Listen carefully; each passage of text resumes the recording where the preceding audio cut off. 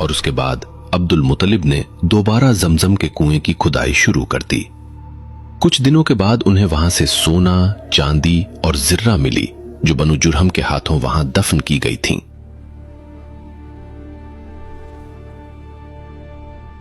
अब इस खजाने को देखकर कुरैश एक बार फिर अब्दुल मुतलिब से झगड़ने लगे। ये हमारा है, इस पर हमारा भी हक है, ये अल्लाह का दिया हुआ है। अब्दुल मुतलिब ने मन्नत मानी और कहा, या अल्लाह उसको आसान कर दे, अपना एक बेटा तेरी राह में कुर्बान करूंगा। यकीनन कुरैश एक मर्तबा फिर अब्दुल मुतलिब के सामने से हट गए।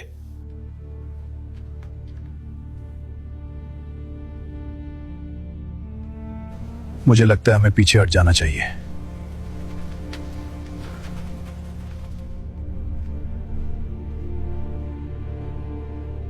अब्दुल मुतलिब को जमजम के कुएं से जो चीजें मिली वो ये थीं: सोना, चांदी, तलवारें और जिर्रहें। इनमें सोने के 2 हिरन भी थे। इन तलवारों को पिघलाकर अब्दुल मुतलिब ने पहली बार खाना काबा का धाती दरवाजा तैयार करवाया।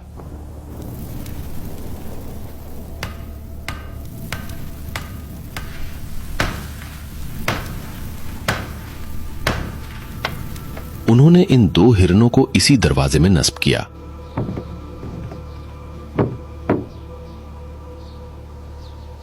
और बाकी चीजों से जो रकम हासिल हुई, इससे हाजियों की मेहमान नवाजी का इंतजाम किया।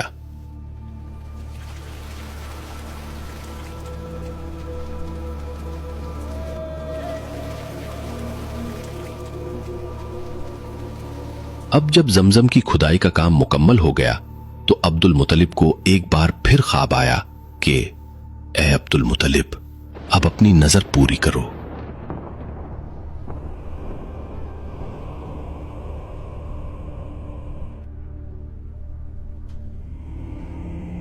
यानी अपने एक बेटे को कुर्बान कर दो।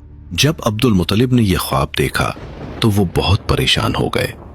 फिदिये के तौर पर अब्दुल मुतलिब ने एक भीड़ की कुर्बानी दी और ये सोचा कि शायद अब यह ख्वाब दोबारा ना आए, मगर ख्वाब फिर आ गया।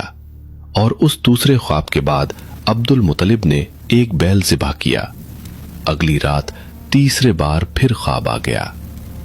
अब्दुल मुतलिब ने अपने तमाम 10 बेटों को इकट्ठा किया। अब मुझे अपना एक बेटा कुर्बान करना पड़ेगा। ये सुनकर तमाम बेटों ने अपने सर झुका लिए, क्योंकि जाहिर है कि कोई भी अपने आप को कुर्बान नहीं करना चाहता।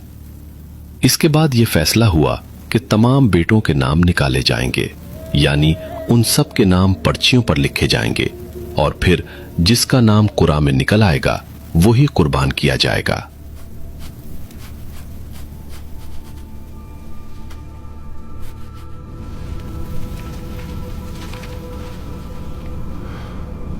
कुरा अंदाजी अब्दुल मुतलिब के सबसे छोटे और सबसे प्यारे बेटे अब्दुल्ला के नाम पर निकली। वही अब्दुल्ला जिनके फर्जंद नबी करीम थे। अब्दुल्ला का नाम निकलते ही अब्दुल मुतलिब बहुत रोए, क्योंकि वो उनका सबसे प्यारा बेटा और सबसे छोटा बच्चा था। लेकिन जब उन्होंने दिल पर पत्थर रखकर अपनी मन्नत पूरी करने का इरादा किया तो अचानक उनका दूसरा बेटा अब्बास अपने आप पर काबू न रख सका। वो दौड़ कर आया और अपने छोटे भाई अब्दुल्ला पर जा गिरा और जोर जोर से रोने लगा। छोटे भाई को उसके वालिद के हाथों से छुड़ाया गया और उस खींचातानी में अब्दुल्ला के चेहरे पर बहुत ज्यादा खराशें आ गईं। तारीख में ये बात लिखी गई है कि वो खराशें सारी उम्र उनके चेहरे पर नुमाया रहीं। बाप बेटे की उस खींचातानी के दौरान कुरैश के बाकी लोग भी आ गए और अब्दुल मुतलिब से झगड़ने लगे कि ए अब्दुल मुतलिब, क्या आप चाहते हैं कि हमारी नस्ल खतरे में पड़ जाए? हमें अपने बेटों की जरूरत है। हम अपनी नस्ल को खतरे में नहीं डाल सकते, यह अहद एक खतरनाक रिवाज बन सकता है। उसके बाद उन लोगों के दरमियान तवील गुफ्तगू हुई, लेकिन आखिरकार ये फैसला किया गया कि अब्दुल मुतलिब को अब्दुल्ला के बदले फिदिये के तौर पर 100 ऊंट कुर्बान करने होंगे। अब्दुल मुतलिब ने 100 ऊंटों का इंतजाम किया और उन ऊंटों को काबा के करीब कुर्बान किया गया। पूरे मक्का और उसके इर्द गिर्द रहने वाले तमाम लोगों को दावत दी गई। तारीख में लिखा है कि इंसानों, जानवरों और परिंदों समेत तमाम जानदार उन ऊंटों का गोश्त खाते रहे।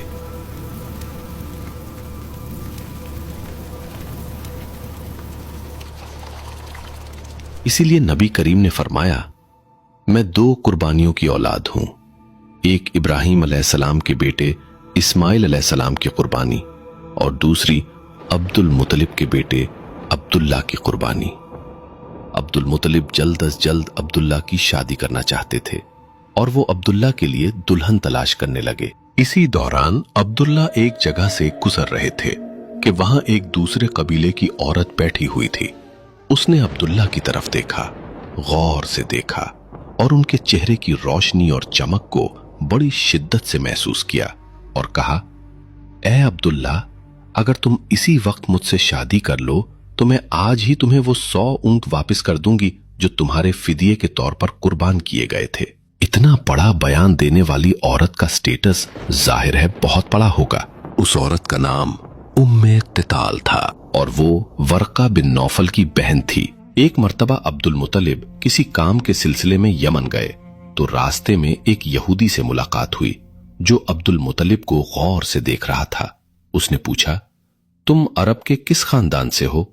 अब्दुल मुतलिब ने कहा, मैं कुरैश से हूं। फिर यहूदी ने पूछा, कुरैश का कौन सा कबीला है? अब्दुल मुतलिब ने जवाब दिया, मैं बनु हाशिम से हूं। उसने पूछा, अगर आप मुझे इजाजत दें तो क्या मैं आपका हाथ देख सकता हूं? क्या मैं तुम्हारा हाथ देख लूं? जी हाँ, जरूर। अब्दुल मुतलिब ने इजाजत दे दी। यहूदी काफी देर तक अब्दुल मुतलिब के दाएं हाथ को देखता रहा, फिर दूसरे हाथ को भी गौर से देखा और कहने लगा, अब्दुल मुतलिब, मैं इस बात की गवाही देने को तैयार हूं कि मुझे तुम्हारे एक हाथ में क़यादत के आसार और दूसरे हाथ में नबूवत के आसार नजर आ रहे हैं। ये खुसूसियात तो बनु ज़ोहरा की थीं, तुम्हारे हाथ में ये कैसे आ गईं?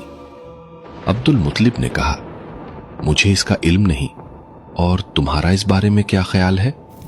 यहूदी ने पूछा, क्या तुम्हारे पास शागा है? अब्दुल मुतलिब ने पूछा, शागा क्या चीज होती है? यहूदी ने कहा, मेरा मतलब है क्या तुम्हारी ज़ौजा है? अब्दुल मुतलिब ने जवाब दिया, नहीं। ये जवाब सुनकर उस यहूदी ने कहा, अच्छा, अब जब तुम मक्का वापस जाओ तो बनु ज़ोहरा में निकाह कर लेना। जब अब्दुल मुतलिब मक्का वापस आए तो उन्होंने बनु ज़ोहरा की हाला नामी औरत से शादी कर ली, जिससे हजरत हमजा पैदा हुए।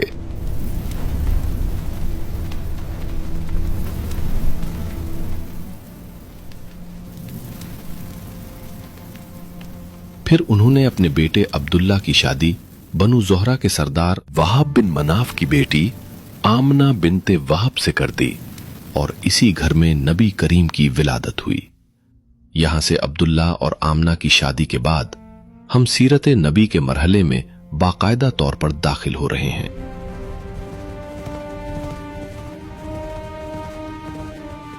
नाजरीन, आगे मोहम्मद रसूलुल्लाह सीरीज बहुत ही दिलचस्प मराहिल में दाखिल होने जा रही है। सीरीज को मुकम्मल देखने के लिए चैनल को सब्सक्राइब करें और बेल के आइकन को जरूर प्रेस करें।